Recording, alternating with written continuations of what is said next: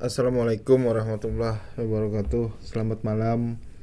Kali ini Radar Sampit kembali hadir dengan podcastnya, dengan narasumber kita kali ini Bang Rahmat. Biasanya Mas Rahmat, Bang Rahmat disebutlah dipanggil. Populer biasanya di Kotim. Nama beliau ini dipanggil Rahmat Kotim karena beliau penggiat UMKM. Ya UMKM. Ya, penggiat UMKM dan juga latar belakangnya dari organisasi juga, organisasi kepemudaan, organisasi kemasyarakatan sudah diikuti dan memang yang sekarang sedang digiatkannya adalah membina UMKM, termasuk mengkampanyekan mengkampanyekan kewirausahaan, terutama di kalangan muda. Oke, kita langsung saja ngobrol dengan Mas Rahmat. Kita sambil santai sambil ngopi aja, Mas. Siapa? Oke, saya sudah kenal lama dengan Rahmat, terutama di KNPI dulu, Mat, kita pernah. Kami sama-sama dulu alumni KNPI. Kebetulan Bung Rahmat ini aktif lah di kegiatan pembinaan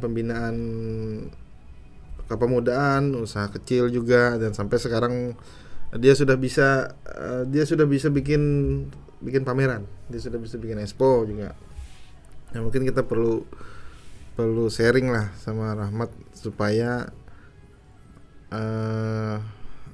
supaya ini racun entrepreneur itu bisa merasuki jiwa-jiwa anak muda di Kabupaten Kota Waringin Timur, terutama di Kalteng, karena terbukti UMKM mampu bertahan walaupun ngos-ngosan juga pasca COVID-19. Gimana, Mat, gambaran ini UMKM dunia UMKM di Kabupaten Kota Waringin Timur lah. Kita ambil di Kotim karena Kotim salah satu barometer ekonomi di Kalteng. Peluang-peluang UMKM atau kondisi UMKM pasca Covid nih kayak gimana, Mas? Ya, makasih Bang Agus atas undangannya, bisa bergabung ya di acara ini. Mungkin ini kita sambil sharing, sambil berbagi gitu kan, ya terkait perkembangan UMKM yang ada di Kabupaten Kota Waringin Timur. Ya, alhamdulillah kemarin saya dapat lampu hijau lah dari Bapak Bupati Kota Waringin Timur, Pak Ali Kinur. Artinya kemarin sambil ngopi gitu ceritanya. Nah, alhamdulillah ini sambil ngopi juga. Sambil ngopi muncul ide, inspirasinya muncul seperti itu kan. Jadi kemarin berizin kepada Pak Bupati itu kan, terkait kemarin sempat ngadakan event expo gitu kan, expo Bajar UMKM Harati. Dan itu sukses besar pasca COVID-19 pertama kali digelar gitu kan. Pasca kita sudah hampir 2 tahun setengah. Kita tidak ada kegiatan event-event besar. Jadi alhamdulillah kemarin kegiatannya berjalan lancar, sukses, dan alhamdulillah kemarin kalau kita melihat perputaran perputaran uang yang beredar di kegiatan itu hampir 25 miliar. Hampir 25 miliar. Berapa hari itu, Mas? Selama 10 hari awalnya kita izin. Nah, terus karena animo dari keinginan dari pedagang gitu kan, melihat antusias baik dari pengunjung, dan kita sampaikan juga untuk perpanjangan itu karena animo pengunjung mau, artinya tertib, terus tidak ada keributan, tidak ada, artinya berjalan lancar gitu kan. Jadi kita tambah waktu selama 2 hari. Jadi awalnya 10 jadi 12 hari. Berapa yang terlibat kira-kira UMKM waktu itu? Jadi awal kita menggelar kemarin kita menyiapkan itu awalnya ada 50 stand. Jadi awalnya ada 50 stand dan alhamdulillah berjalan 4 hari itu pedagang-pedagang itu berpartisipasi melihat geliat ekonomi selama 4 hari itu animonya. Jadi nambah kemarin tuh yang stand itu yang awalnya 50 jadi 70 stand. Nah, di luar pedagang kaki lima. Yang lain-lain juga ya, yang ada jual pedagang pentol, kaki lima yang itu ini. masuk kategori pedagang kaki lima. Nah, pedagang kaki lima yang awalnya hanya 40 jadi 70. Jadi nambah gitu kan. Ya, mereka sesama pelaku usaha ini memberikan informasi gitu, memberikan informasi. Dan juga kemarin kegiatan Bajar itu, kegiatan Bajar UMKM Harati itu kita juga mengundang gitu kan, dan kawan-kawan pelaku usaha dari kabupaten tetangga itu dari Palangkaraya, dari Banjarmasin juga ikut berpartisipasi. Ada bahkan dari Banjarmasin juga. Ya, ikut berpartisipasi meramaikan waktu itu.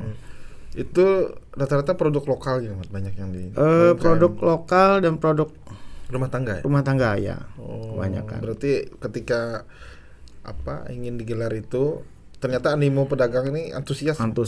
Jadi nambah gitu.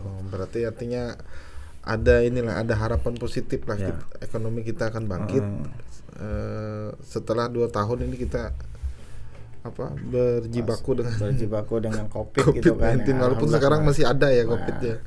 Ya harapannya mudah-mudahan COVID ini tidak ada lagi lah gitu kan, supaya kan ini geliat UMKM sudah mulai menggeliat seperti itu. Ini awalnya memberi motivasi semangat kepada para pelaku UMKM ini gimana, Mat? Di Sampit ini gimana awalnya para pelaku UMKM ini mereka ini enggak awalnya sebelum dikelola mereka terpencar-pencar atau bingung mau memasarkan produk kemana gitu? Ya. Nah, jadi emang dulu saya dulu bersama kawan gitu, sahabat. Tahun berapa itu mungkin? Tahun 2018 gitu. Nah, jadi namanya Pak Ahmad Sofian dulu kita bentuk komunitas UMKM. Nah, terus saya bersama beliau itu artinya membuat komunitas dan merangkul kawan-kawan pelaku usaha.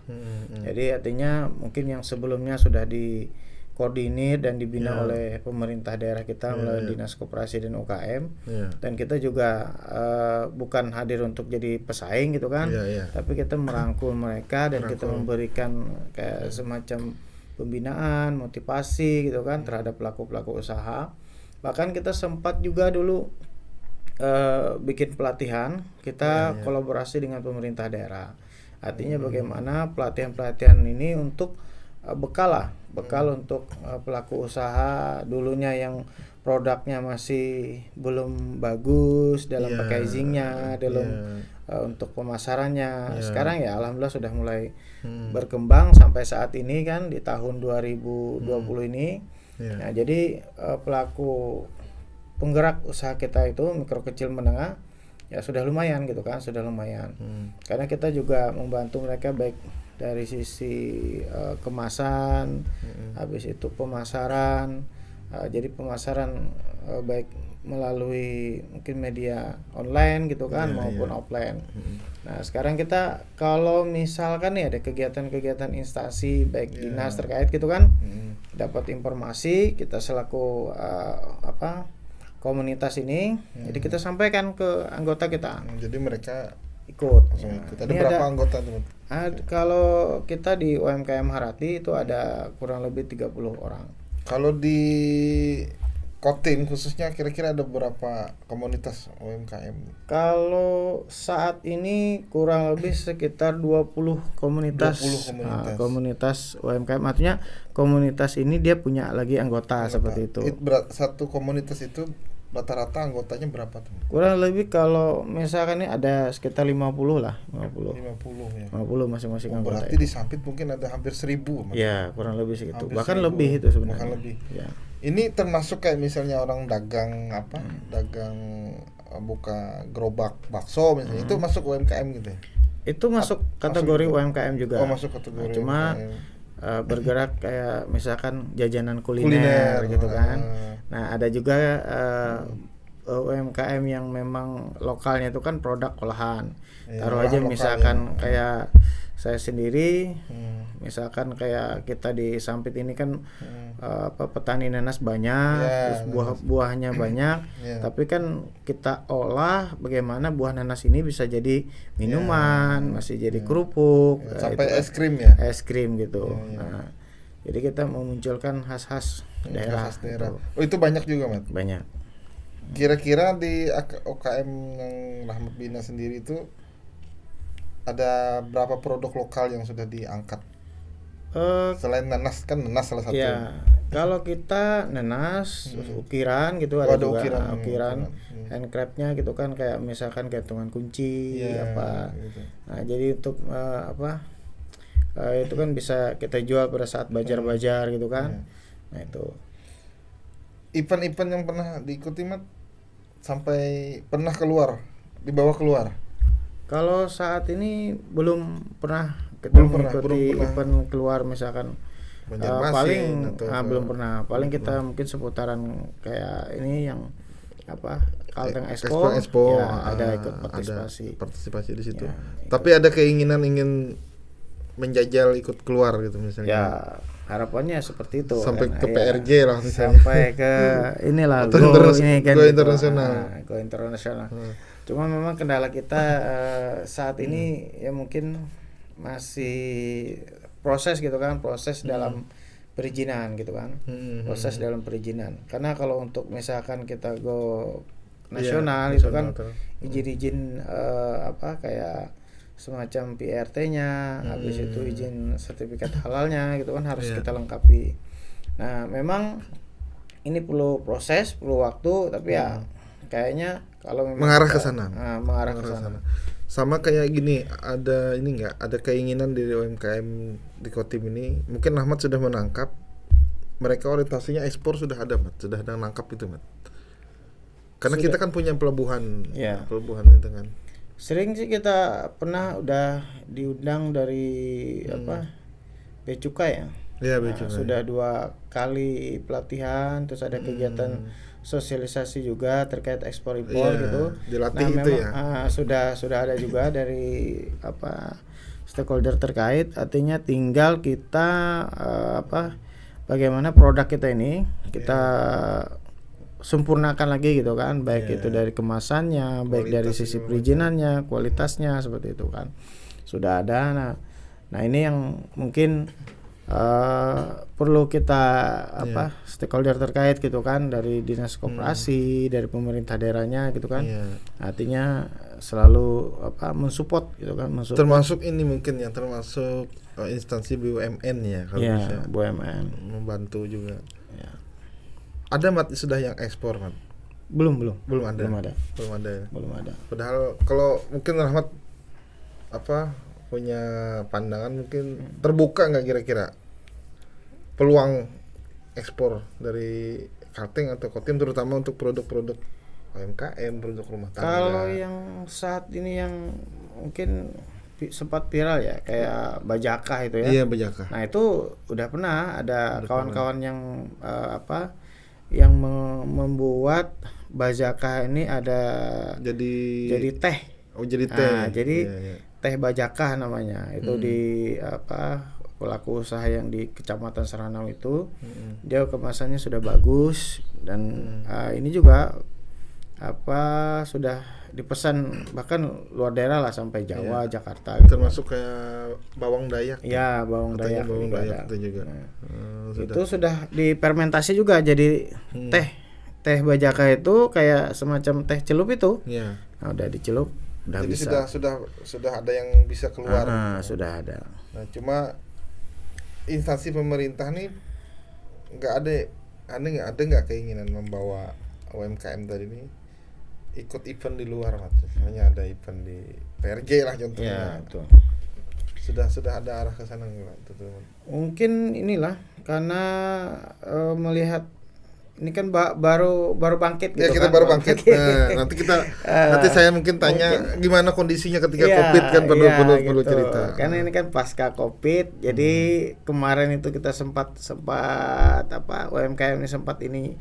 Kemarin kan kita sebelum hampir waktu COVID itu masih masih panas masih baru-baru itu kan kita masih sempat menggelar bazar kemarin kan sempat reda kan. Nah, bahkan animonya tuh keinginan ya para pelaku usaha ya harapannya kayak semacam kegiatan-kegiatan bazar itu kalau bisa ya digelar per 3 bulan, 4 bulan. Oh, gitu sampai ya, per 3 bulan ya, mintanya. permintaannya gitu. Karena memang event-event misalkan ada kegiatan semacam kayak bazar itu sarana gitu kan, sarana untuk kami para pelaku usaha ini untuk mempromosikan baik itu ada produk unggulan maupun produk baru gitu kan. Jadi rata-rata mereka untung Mat yang ikut bazar itu. Ya, alhamdulillah kayaknya senang karena minta lagi kan gitu. Minta lagi bazarnya gitu. Memang Jadi daerah kita potensi alhamdulillah. Bahkan dari pedagang luar daerah pun juga harapannya kalau ada event kasih kabar kami gitu. Kami ikut partisipasi lagi seperti itu. Gitu. Nah, kalau di ini Mat, kita perlu tahu kondisinya ketika COVID-19 kemarin sedang lagi rame-ramenya kan diberlakukan PPKM itu gimana kondisi UMKM? Jadi ada yang mungkin gulung tikar, ada yang banyak kawan-kawan kita beralih profesi seperti itu kan, profesi dulunya dia bikin olahan gitu kan, bikin produk-produk kuliner segala macam. Bahkan ada yang gulung tikar. Karena mereka produksi terus kendala kita itu kan yang belinya siapa seperti itu. Nah, memang kita pada saat COVID itu mereka lebih kepada kan beralih ke digitalisasi seperti itu kan. Nah, jadi pesannya via online gitu. Jadi bagi pelaku-pelaku usaha yang memang melek terhadap teknologi saja yang mungkin bisa ini kan jualan terus bisa ini. Itu pun tidak seuntung yang sangat jauh sekali. Nah, itu jadi banyak beralih yang memang yang kerja yang dari dulunya pelaku usaha dia kerja serabutan untuk sementara untuk permodalan Mat itu bisa memfasilitasi nggak? Kalau untuk permodalan kayaknya baik itu dari bank-bank baik itu Bank Kalteng sendiri, Bank BRI, BNI, Mandiri, mereka punya program banyak gitu kan terkait. Itu bisa komunitas ini bisa memfasilitasi? Bisa. Alhamdulillah. Jadi dari perbankan artinya welcome saja. Bahkan mereka punya program gitu kan tanpa jaminan untuk pelaku usaha. Untuk pinjaman itu. Ini waktu pertama merintis kan dari 2018 ya. 2018 kan pertama kali UMKM yang dirangkul tuh jualan apa nih Mat? Pertama kali UMKM yang kita rangkul tuh banyak ke ini ya, kayak jajan-jajanan kuliner, terus cemilan gitu. Kayak keripik, kerupuk, stik gitu kan. Tapi memang mereka ini serius gitu lah, pengen maju. Jadi artinya mereka kita rangkul, kita bina, kita beri motivasi gitu kan terkait bagaimana bisa meningkatkan penjualan mereka seperti itu. Sampai sekarang nih Mat, UMKM ini kan masih ada kesan ini usaha sampingan, gitu lah, hanya usaha sampingan. Ada nggak yang sudah memang sekarang ini porsinya apakah banyak yang sudah memang serius menggantungkan hidupnya di UMKM atau ini hanya sampingan saja? Gitu? Jadi begini ya, kalau kita itu serius, fokus, ulet, insya Allah UMKM kita yang kita kembangkan produk itu ya bisa berkembang. Memang syaratnya ingin jadi pengusaha ya itu gitu. Harus serius. Kalau sampingannya hasilnya mungkin tidak maksimal. Sampingan juga. Kalau memang kita serius, mungkin ini bisa jadi jadi inspirasi terutama bagi anak-anak muda ya di daerah kita. Artinya kan kita masih masih ada ini ya, entah kepercayaan atau apa. Dulu tuh kan orang tua kita kan anak terus sekolah terus kuliah, oh ini nanti jadi pegawai. Kalau nggak jadi pegawai ya misalnya mohon maaf honor dulu lah misalnya kan. Nah sekarang kan kejadian kan nantinya regulasi pemerintah kan semakin ketat artinya pegawai pun dibatasi gitu. Bahkan untuk porsi honor pun tidak bisa. Nah mungkin saya pikir UMKM bisa jadi solusi gitu. Jadi gini, memang kita pertama kita memang harus dibekali dengan ilmu. Nah, jadi ilmu berwirausaha gitu kan. Nah, dan ilmu wirausaha ini memang tidak serta-merta kita dapat baik itu di bangku kuliah, bangku sekolah gitu kan. Jadi kita memang harus terjun gitu kan, harus terjun dan berani mencoba, berani memulai gitu kan. Nah, jadi kita insya Allah saya rasa berkaitan dengan modal gitu kan. Modal ini sebenarnya mengikuti gitu kan. Artinya harus mau melakukan dulu. Kita mau berani dulu keluar dari zona aman seperti itu kan. Nah, jadi zona aman kita jadi seorang wirausaha ini kalau kita tidak mencoba kita tidak akan tahu seperti itu.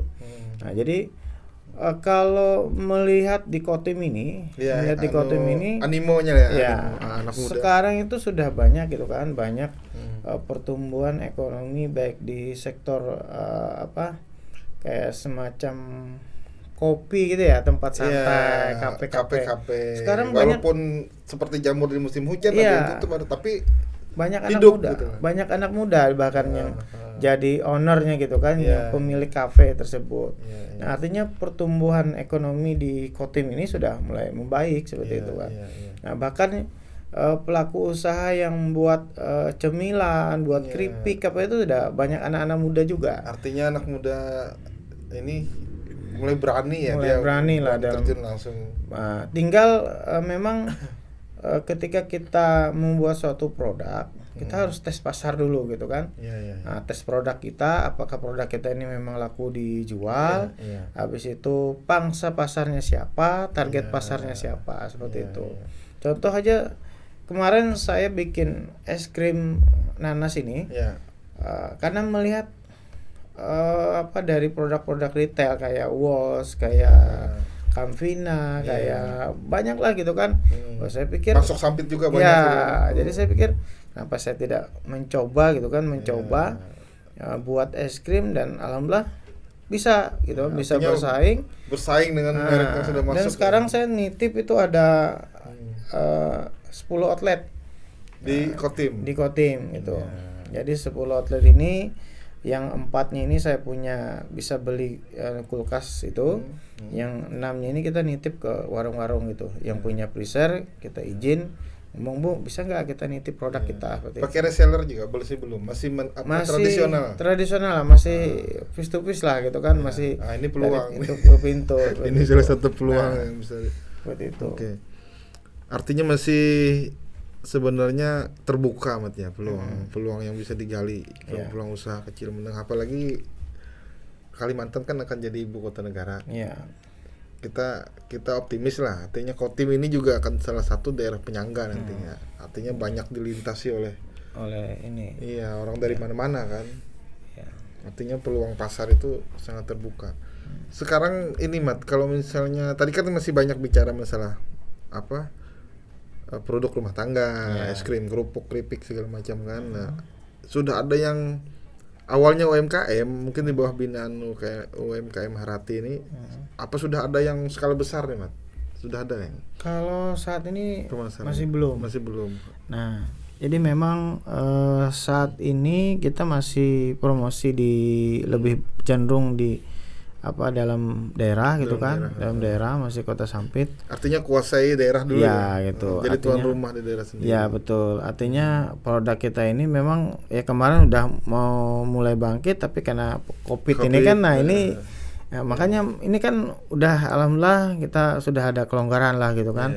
Udah ada kelonggaran untuk beraktivitas dan kita bisa jualan keliling lagi gitu kan. Jadi artinya UMKM ini yang penting akses dibuka, tidak dibatasi gitu pergerakan mobilisasi. Iya. Dia akan berkembang gitu. Iya, ya. betul. Artinya asal mau bergerak lah. Ya, asal mau bergerak. Asal mau bergerak, nanti dia berkembang. Kan kalau misalkan ada event kegiatan gitu kan kita Ya. diundang, ya kita sangat terima kasih sekali gitu kan. Kemarin kita pasca Bajar itu kemarin juga ada diundang dari kepanitiaan Kejurda ya, yang lomba catur itu. Oh iya, catur. Nah, jadi kita ikut juga partisipasi. Alhamdulillah. Jadi pelaku usaha kita senang gitu kan. Nah, jadi kegiatan-kegiatan seperti itu kita diberikan informasi, ikut partisipasi gitu kan. Jualan produk-produk kita gitu. Dan mereka hadir gitu. Ya, dan mereka ini bisa berpartisipasi hadir gitu. Mungkin yang selama ini kalau ada hambatan nggak Mat di daerah kita nih, masih jadi hambatan untuk pengembangan UMKM ini apa Mat kira-kira? Kayaknya kendala hambatan itu tidak ada. Tidak ada. Artinya fasilitas untuk packaging segala macam. Oh, kalau atau akses keluar itu masih kalau atau SDM.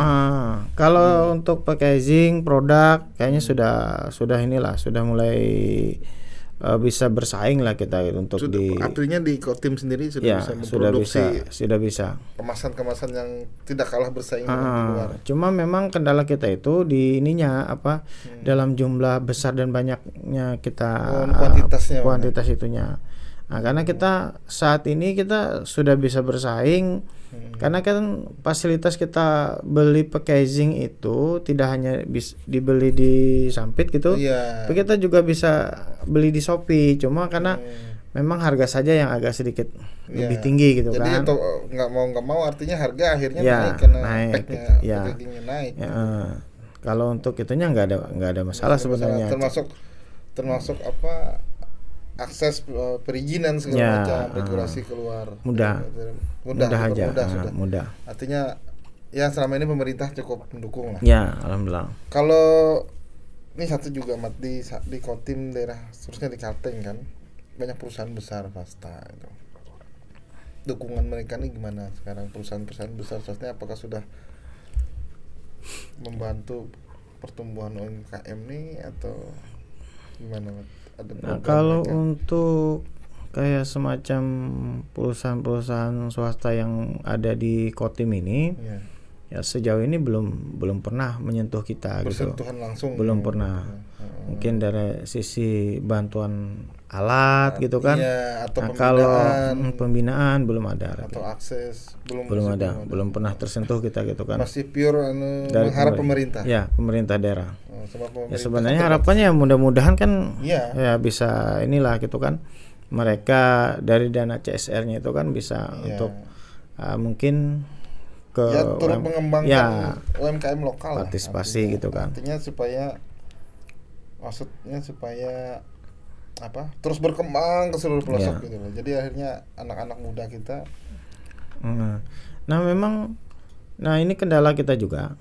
Jadi para pelaku usaha yang ada mungkin di 168 desa, 72 kelurahan ini karena memang Kotim ini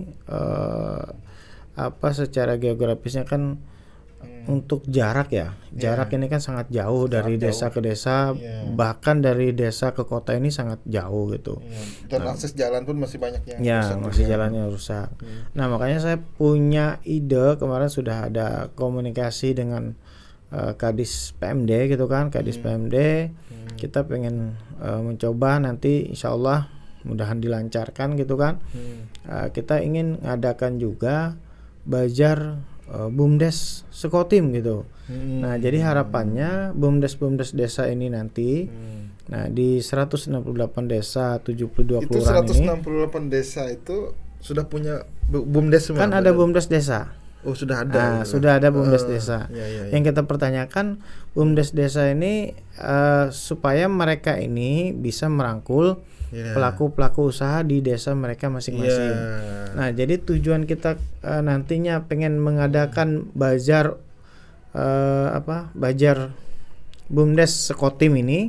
Harapannya produk-produk yang ada di desa masing-masing itu bisa dijual di kota perkotaan. Nah, kalau misalkan produk mereka itu bagus, layak jual, bisa bersaing, tinggal kita nanti kita bina dalam untuk kemasan supaya ini bisa keluar lagi. Ya, gitu. Pemasaran lebih terbuka gitu. Harapannya, dan saya juga artinya mendorong gitu kan pemerintah daerah punya pasar UMKM.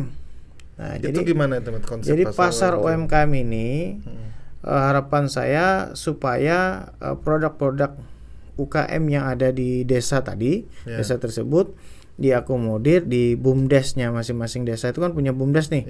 Nah, karena memang diwajibkan kan dari aturan pemerintah pusat Undang-Undang Desa nomor 6 itu tahun 2014 itu kan agar desa itu membentuk BUMDes desa. Nah, harapannya nanti mereka kita dengan adanya pasar UMKM ini, jadi masing-masing mereka itu kita beri display gitu kan, display untuk memajang produk masing-masing desanya seperti itu. Itu perlu satu lokasi atau hanya perlu satu lokasi atau event khusus? Kalau di Kotim ini kan ada tuh pasar Mentaya ya, pasar Mentaya itu kan yang dulunya pasar ikan, itu kan sudah beralih fungsi kan, sudah ada persetujuan dari Kementerian pusat itu untuk peralihan pasar ikan ini menjadi pasar gitu, bebas gitu, dialih fungsikan. Nah, harapan saya mendorong untuk di situ nantinya dibuat saja pasar UMKM. Itu strategis betul. Ya, strategis. Karena duduknya juga di kota gitu kan, pas di tengah-tengah juga gitu kan. Artinya kan fasilitas sebenarnya ada tapi tempatnya. Ya, ini cuma penggerak. Konsep saya gitu kan terhadap mungkin mudah-mudahan pemerintah daerah itu mendengar. Artinya kita kalau misalkan ingin maju gitu kan, ingin maju di sektor UMKM-nya, kita harus fasilitasi pedagang-pedagang ini gitu kan. Selama ini kan mereka kan jualan keliling. Habis itu yang produk-produk dari desa itu mereka bisa buat produk, tapi mereka bingung pemasarannya di mana gitu kan. Nah, harapan saya melalui BUMDes ini, nanti kita bikin event, mereka menampilkan produk-produk di desa itu. Nah, nanti produknya itu kalau memang misalkan layak jual, kita taruh di pasar UMKM ini. Nah, dengan adanya pasar UMKM, ketika kita ada tamu, ada kunjungan gitu kan, mereka dari Sampit oleh-olehnya apa? Tinggal cari aja di pasar UMKM. Nah, jadi ada pusatnya. Saat ini kan kita bingung masih kan, karena masih terpencar toko-toko oleh-olehnya kan gitu. Bahkan yang kadang banyak juga yang malah produk dari luar Kotim yang jadi oleh-oleh di Kotim sendiri. Iya, betul. Nah, harusnya kan kita produk-produk lokal kita munculkan seperti itu kan. Contoh saja misalkan wilayah tengah Bamang gitu kan, dengan banyaknya petani nanas. Nah, nanas ini kita bisa olah jadi minuman, jadi kerupuk, jadi es krim gitu kan. Nah, terus misalkan wilayah selatan gitu kan, kita punya banyak buah kelapa kan. Nah, jadi kita bisa kembangkan juga buah kelapa itu kan. Bisa jadi nada koko, minuman. Tinggal di promokan di medsos setiap hari mungkin bisa gitu. Nah, mengenai ini mengenai SDM, sumber daya manusia pelaku UMKM di daerah kita nih, ada pembinaan nggak? Selama ini kita ya memang ada dari dinas terkait, bahkan mereka mengadakan pelatihan gitu kan. Yang berbasis digital itu sudah ada kemarin dari dinas perdagangan kalau tidak salah kemarin. Jadi mungkin mereka sudah bisa main bikin marketplace atau bikin. Jadi memang mengarahnya ke sana, tapi memang ini perlu waktu gitu kan, waktu karena baru bangkit kan. Ya baru pasca Covid ini kan gitu. Nah, itu harapannya ya memang pemerintah daerah ya selalu ini gitu kan, selalu support lah kegiatan kita. Gitu. Kedepan nih dalam jangka waktu yang pendek ada event apa lagi rencana? Insya Allah ke depan ini kita ada mungkin kayak semacam bazar tadi, cuma skalanya kita libatkan BUMDes desa itu harapannya ikut berpartisipasi supaya produk-produk lokal, bahkan kita wilayah selatan itu kalau tidak salah sudah banyak mengembangkan madu kelulut ya, petani madu kelulut. Ya. Nah itu banyak sudah. Nah ini kan harapannya produk-produk lokal itu bisa dijual pada saat Bajar itu seperti itu. Bisa diperkenalkan. Nah ya bisa diperkenalkan. Nah bahkan mereka kayak semacam kayak packaging apa kan mereka kan mungkin ditaruh dalam botol udah dijual gitu kan. Harusnya punya ada semacam branding gitu kan, ada apa logo dan sebagainya gitu kan. Ditambah sedikit redaksional, apa manfaatnya literasi, apa, gunanya apa seperti itu. Banyak kan yang produk-produk ini dari lokal. UMKM komunitas ini Mat ada sudah keliling ke seluruh Kotim. Belum. Artinya membaca di sini potensinya kayak tadi kan di selatan lagi ramai madu kelulut, ramai kelapa, di Bamang Nenas, sudah membaca itu belum. Tapi banyak sebenarnya kalau makanya tadi punya ide saya tadi ini mungkin dalam waktu dekat kita lagi susun gitu kan, keinginan saya punya konsep bagaimana kalau kemarin itu kita hanya melibatkan pelaku-pelaku usaha yang mungkin di kota lah gitu kan. Sebagian saja yang mungkin mereka pas ada dengar informasi ada Bajar mereka ikut partisipasi. Nah, ini karena ini kita susun betul-betul jauh-jauh hari. Nah, jauh-jauh hari jadi nanti rencana saya melalui Dinas PMD, Dinas Pemberdayaan Masyarakat Desa itu. Jadi kita kolaborasi, kita minta bantulah sampaikan kepada BUMDes yang ada di 168 desa ini.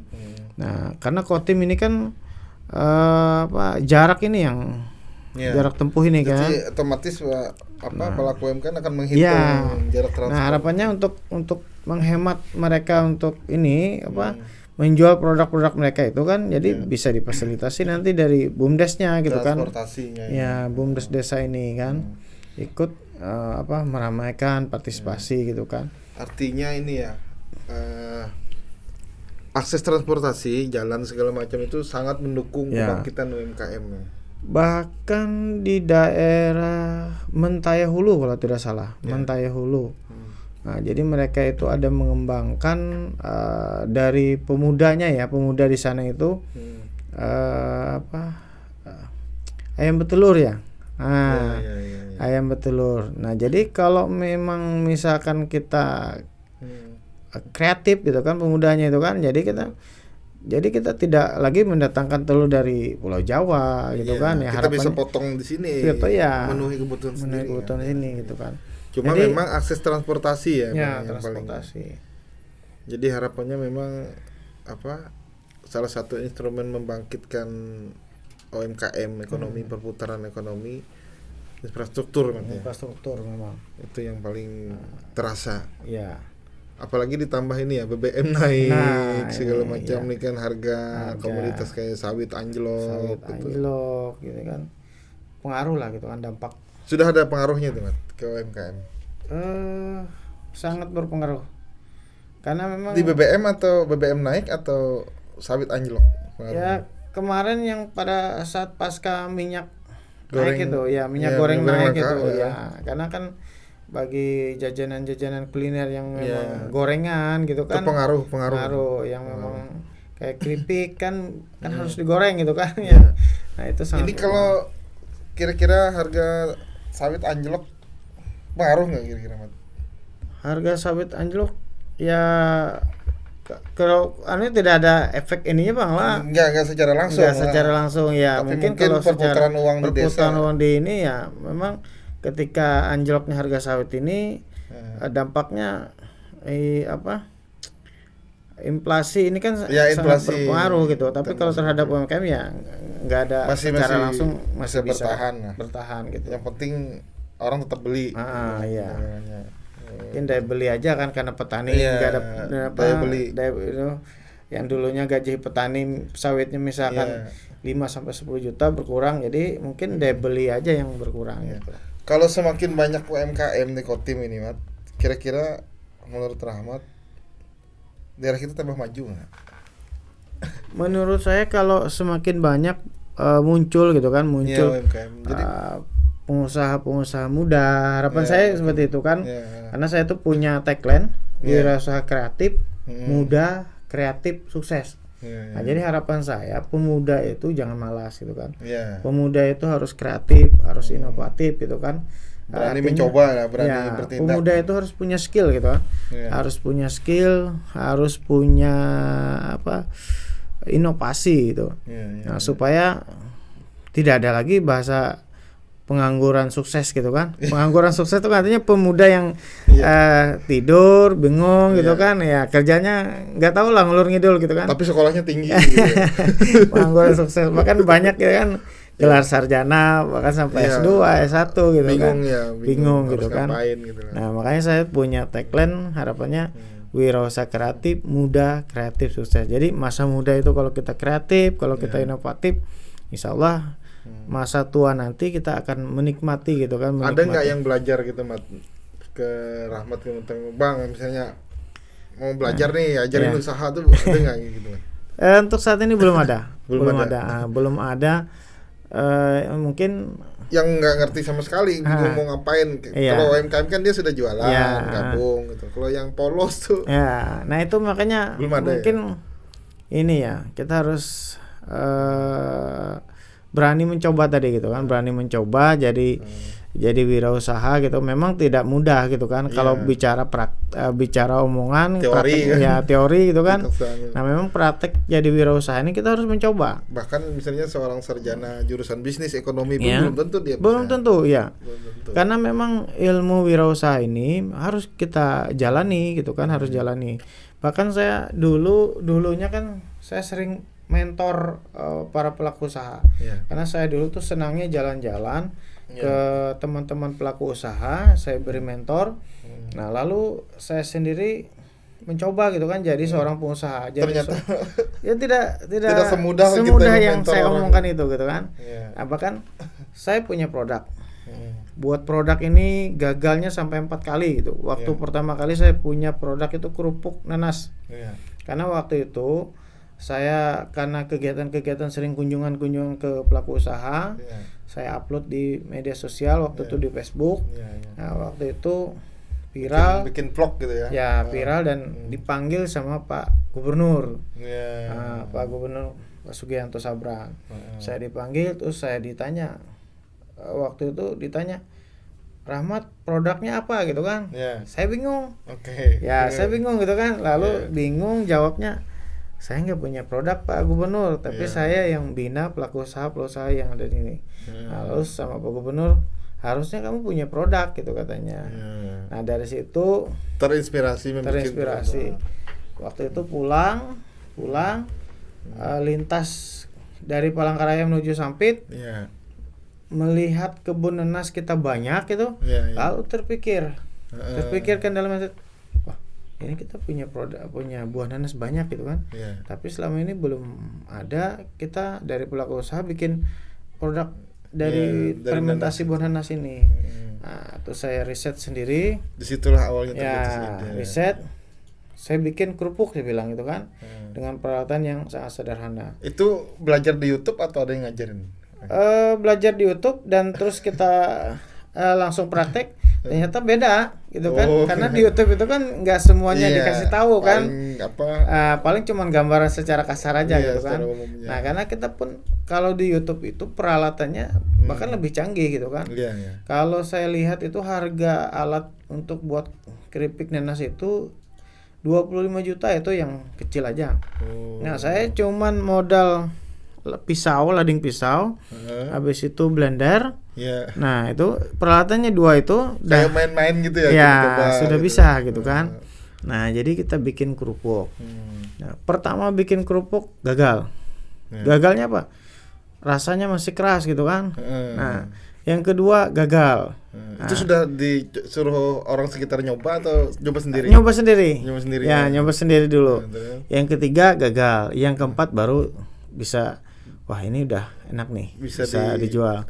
Langsung dijual atau coba dulu nih, teman-teman? Saya coba dulu sendiri. Karena memang lidah nih, karena memang sering mentoring kan, jadi saya coba sendiri. Bagus, alhamdulillah. Sampai saat ini kita jual gitu. Jadi saat itu mungkin pembuktian katanya. Nah, bahwa teori yang kita sampaikan ke orang beda ketika kita mempraktekannya. Nah bahkan lagi habis itu sudah sukses bikin Iya. produk. Ini pengalaman ya, cerita Iya, iya. pengalaman. Oke. Sudah bikin produk, udah sukses, udah enak, layak jual gitu kan. Iya. Nah terus kendala lagi pemasaran. Ya. Nah pemasaran ini Belum diberi merek gitu. belum punya Belum ini, punya merek. ya Nah, belum punya merek gitu kan, belum Tapi punya masih terpacu oleh Ah. kata gubernur tadi ya. ya apa nih produk punya Rahmat nih kan gitu. Iya, Nah, betul. alhamdulillah dari motivasi Pak Gubernur tadi menanyakan mana nih produknya Rahmat nih gitu Iya, kan. betul, Alhamdulillah betul. sekarang makanya saya mengembangkan buah nanas itu jadi fermentasi, jadi kerupuk, jadi es krim, Iya. jadi minuman gitu kan. Iya, iya. Konsisten masih Iya. di situ. Bahkan kita bikin kue nastar juga Dari nanas juga. dari nanas. Memang bedanya nastar kita ini Hmm. bentuknya karakter nanas gitu kan. Ada daunnya, ada Iya. kayak bentuk buah nanasnya lah Bentuk gitu kan. buah nanas gitu. Ya.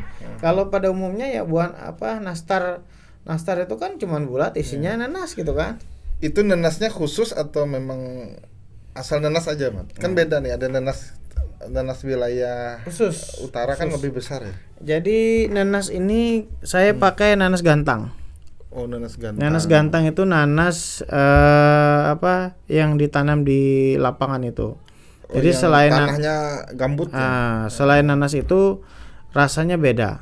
Mm-mm. Bahkan banyak kawan-kawan itu kan memang terkadang kan harga buah nanas ini agak sedikit ini Iya. juga kadang-kadang naik, kadang-kadang Iya, turun gitu kan. berfluktuasi ya. Wah, situasi tergantung situasinya gitu kan. Iya. Nah, jadi ada kawan itu mengusulkan, coba kalau misalkan ini ambil aja nanas, misalkan kan ada 3 varian di sini. Iya. Nanas tamban, nanas madu, dan nanas gantang. Iya. Nah, jadi mereka bilang kalau misalkan bikin minuman gitu, kan nggak tahu juga, misalkan ambil aja dari nanas tamban atau nanas madu. Tetap beda ya. Tetap beda. Dan memang beda khasnya nanas kita, nanas gantang ini.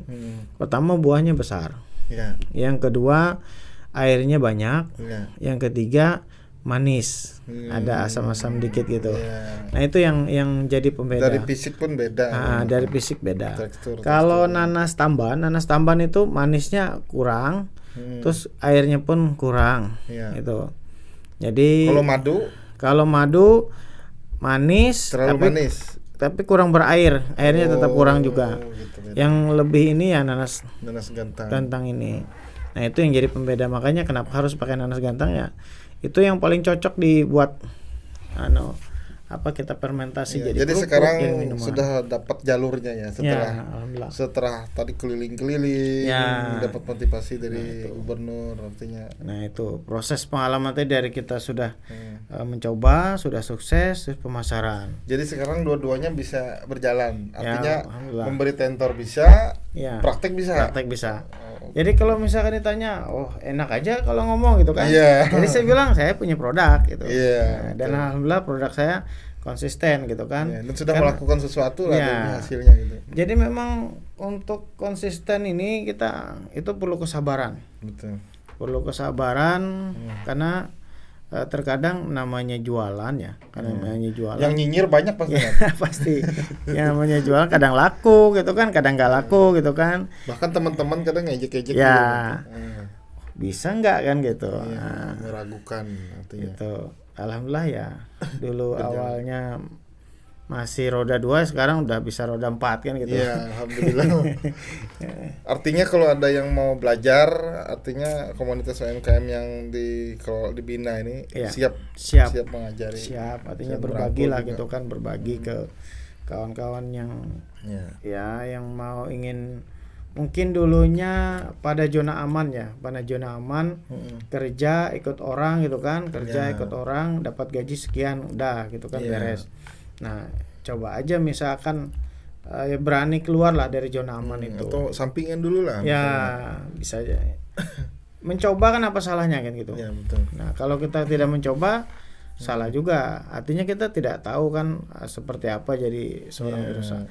Memang kuncinya tekun, rajin, dan jangan malu gitu kan. Nah, tekun, rajin, dan jangan malu. Ngapain malu kan jualan, beda. Memang ini ya harapannya ya jadi pemuda yang tidak gengsi lah kan gitu. Tidak gengsi.